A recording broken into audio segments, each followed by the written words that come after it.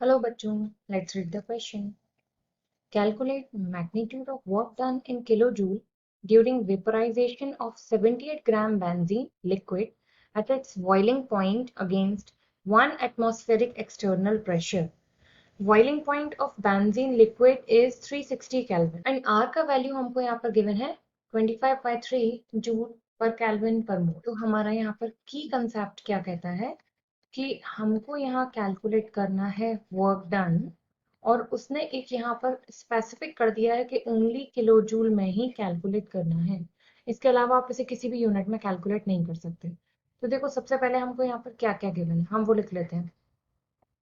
हमको गिवन है mass of benzene, कितना दिया हुआ है मास ऑफ बेंजीन 78 ग्राम। के बाद अगर हम इसका मोलर मास निकालें तो molar mass of benzene, benzene का फॉर्मूला होता है हमारा C6H6।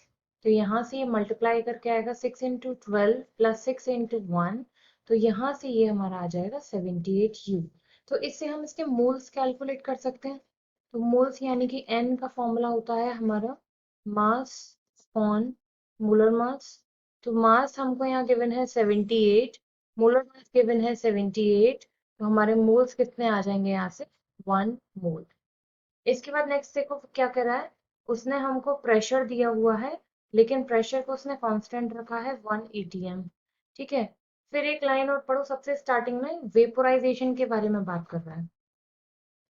तो अगर मैं वेपोराइजेशन की बात करूं तो एक्चुअली में यहाँ पर क्या होता है कि ये जो हमारा बेंजीन लिक्विड है, ये बेंजीन लिक्विड किसमें कन्वर्ट हो रहा है, बेंजीन गैस में।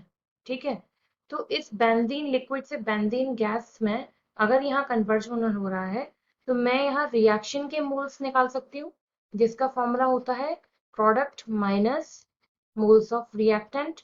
तो यहाँ पर हम ओनली गैसियस मॉलिक्यूल कंसीडर करते हैं, तो प्रोडक्ट साइड हमारा ओनली 1 मोल है, रिएक्टेंट साइड हमारा कोई गैसियस मोल नहीं है।